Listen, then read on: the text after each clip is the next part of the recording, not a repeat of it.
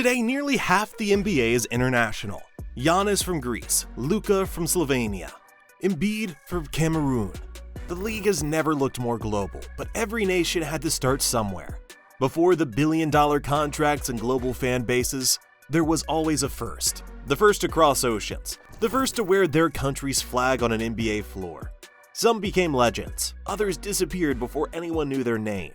This is the story of those pioneers, the first NBA players from every corner of the world, and what happened to them. Before basketball conquered the world, it belonged to small American cities. Factory teams, wooden courts, smoky gyms, and players riding buses through snowstorms. No one imagined it would someday speak every language on Earth. But even then, its borders were already starting to move. The game itself was Canadian. Dr. James Naismith from Ontario invented it in 1891. Yet it took more than 50 years for a Canadian to finally play in the league his country had inspired. In 1953, Bob Hubregs joined the Milwaukee Hawks, becoming Canada's first NBA player. He wasn't a superstar, just a calm forward with a soft touch. But he proved that the line between American and international was thinner than anyone thought. Then, in 1978, Butch Lee from Puerto Rico arrived. Fresh off an NCAA title, he joined the Atlanta Hawks, carrying the pride of an island that worshipped basketball under Caribbean sunsets. His time in the league was short, but his impact wasn't. To Puerto Rico, he was proof that talent from a small island could stand on the biggest stage. That same year, Mychal Thompson from the Bahamas was drafted number 1 overall, the first player born outside the continental US to ever do so. He'd go on to win championships with the Lakers and pass his legacy to his son Clay, turning a tiny island into a symbol of global success. By the 1990s, the movement had momentum. Steve Nash, a kid from British Columbia, brought Canada back to center stage, winning 2 MVPs and proving that international skill could define the NBA's future. Soon after, the Toronto Raptors arrived, Canada's first team, cementing that the league had truly crossed its first border. North America wasn't just where basketball began. It's where the world's game first took shape. A region that showed borders couldn't contain belief. And across the Atlantic, a new revolution was about to begin. While the NBA grew in America, a quiet revolution was brewing across the Atlantic. In Europe, basketball was played in dimly lit hallways under flags that still carried the scars of war. No one there dreamed of NBA. It felt unreachable, untouchable, and completely American. But that would change. Europe's early players weren't chasing fame, they were chasing validation. Proof that their continent's version of basketball wasn't inferior, just different. And one by one, they crossed the ocean to prove it.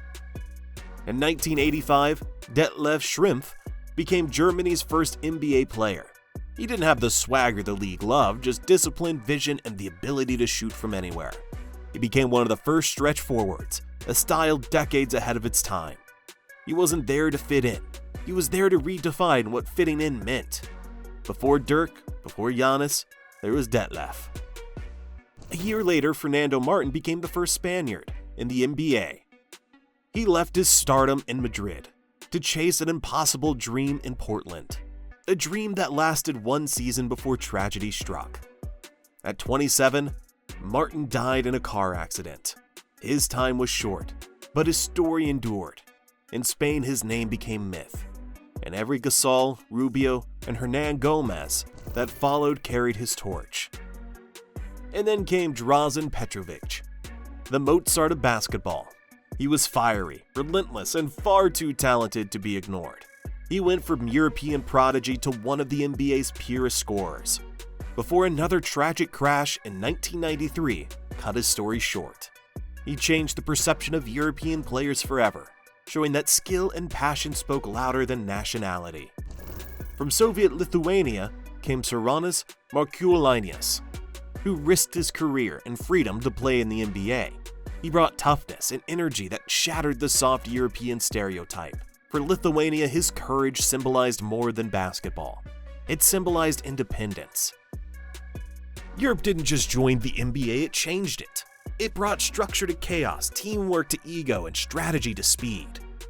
What started in small gymnasiums grew into a movement that produced legends. Dirk, Parker, Gasol, Giannis, Luka, Jokic, each one a verse in a song first sung by the forgotten pioneers.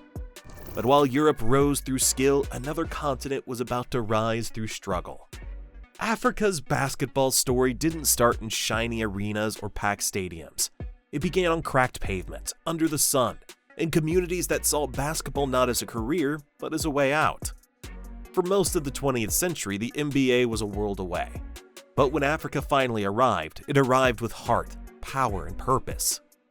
In 1984, a 21-year-old from Lagos named Hakeem Olajuwon changed everything. He came to America with one suitcase, a college scholarship, and a dream too big to measure. They called him the Dream, and soon the name fit perfectly. Hakeem became one of the most graceful centers in history, winning 2 NBA titles, an MVP, and redefining what footwork could look like for big men. But more than that, he showed every African athlete watching on a tiny TV that the NBA was not impossible. A year later came Mounet Bol from Sudan, 7'7", thin as a lamppost and yet unbreakable. He was the league's shot-blocking giant and its moral compass. While he entertained America, he never forgot home, funding schools, medicine, and even peace efforts during the Civil War. Mounet wasn't just a player. He was a humanitarian in sneakers. He proved that your impact could reach far beyond the court. Then came Dikembe Mutombo from the heart of Congo, a defensive wall with an unmistakable gesture, the finger wag that said, "Not in my house." But off the court, his real legacy began, building hospitals, schools, and hope for those who needed it most. He once said his goal wasn't just to block shots, it was to block poverty. Hakeem gave Africa its skill. Mounet gave it its heart. Mutombo gave it its voice. Today, Africa's influence is everywhere. From Joel Embiid's dominance in Philadelphia to Pascal Siakam's rise from Cameroon, to the young stars coming through the NBA's own Basketball Africa League. What began as a whisper has become a movement, a rhythm echoing from Lagos to Kigali, proving that greatness can come from any corner of the map. Africa didn't just send players, it sent proof that dreams don't need privilege, only persistence. Next, Asia. Asia's road to the NBA was the hardest of them all. The distance wasn't just measured in miles, but in belief. For decades, the league felt like another planet. A dream hidden behind language barriers, politics, and borders that refused to open. But one by one, pioneers emerged, players who didn't just represent their countries, but carried entire continents on their back. In 2011, Wang Zhizhi made history as the first Chinese player ever to step onto an NBA court. He wasn't tall for China, but he was a giant for history. Wang joined the Dallas Mavericks quietly, but his decision to stay in the US instead of returning home came with consequences. The Chinese government banned him from the national team, a punishment for choosing his dream over his duty. He sacrificed his reputation to prove that Chinese players could make it in the NBA. And soon after him came Yao Ming, the 7'6" ambassador who turned the NBA into a cultural bridge between America and China.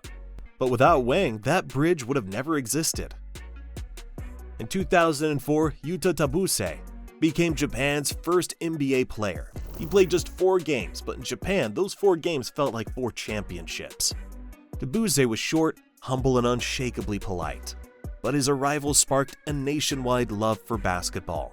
He showed a new generation, the Ruis, the Yutas, that being small doesn't mean dreaming small. That same year, South Korea sent Ha Swang-jin, a 7'3" center whose height alone made headlines. He didn't last long in the league, but his precision changed how Koreans viewed basketball, from a domestic sport to a global stage. Sometimes the first step is all that's needed. In 2015, Satnam Singh became the first Indian-born player ever drafted into the NBA. He came from a village where no one had ever seen an NBA game live. His selection alone was a miracle, a story of how far a dream can travel when nothing around you says it's possible.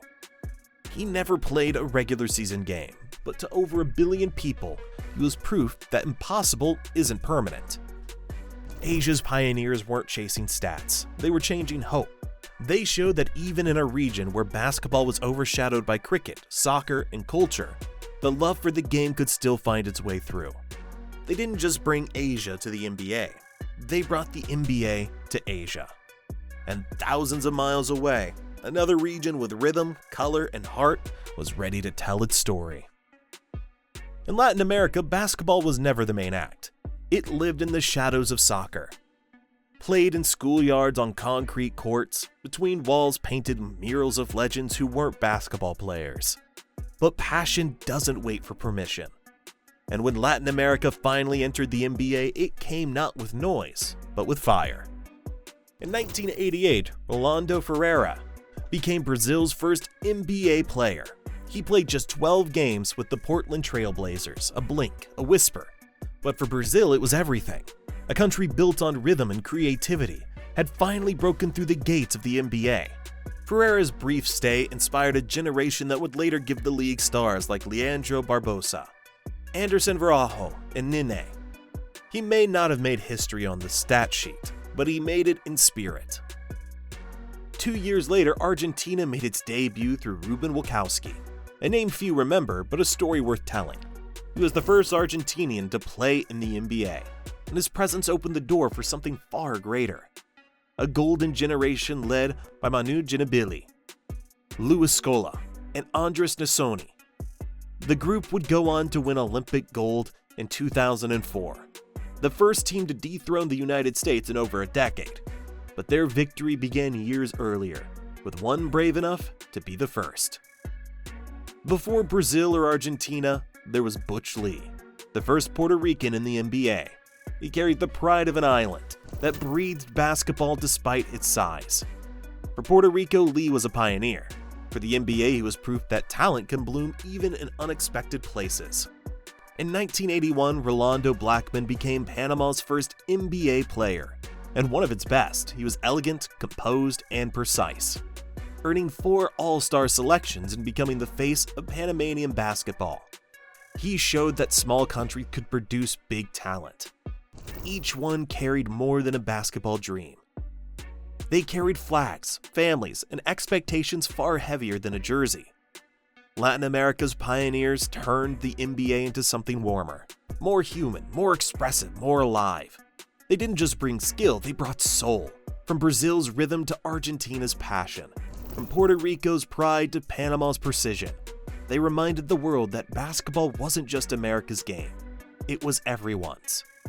And far across the ocean, in a region surrounded by water and distance, a new generation was waiting to rise.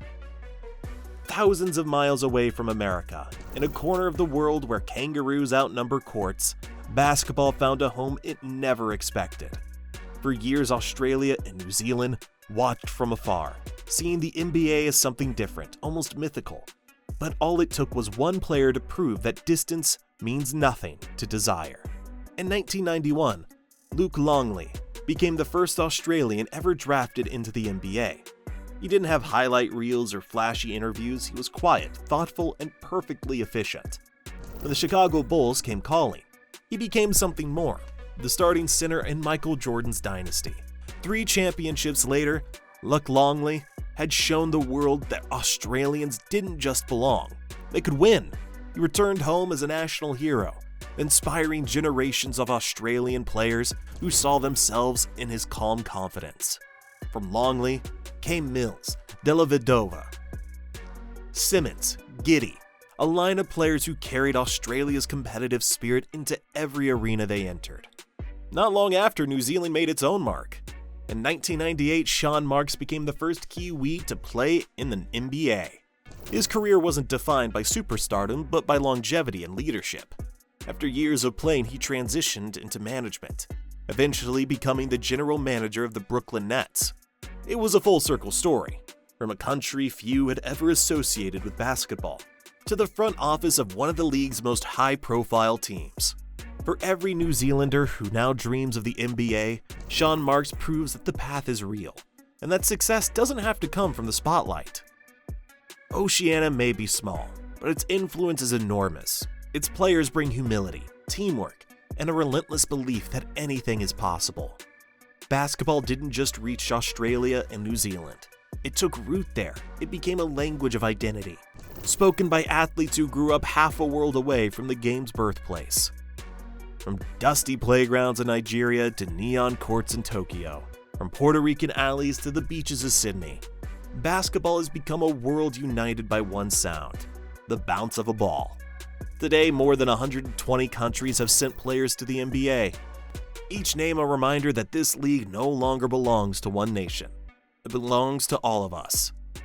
Every dunk, every assist, every cheer we hear today is built on the courage of those who came first. The pioneers who stepped into arenas where no one looked like them and believed that they belonged. Because before the legends, there were the firsts. Before the champions, there were the dreamers. And before basketball became the world's game, it was their dream.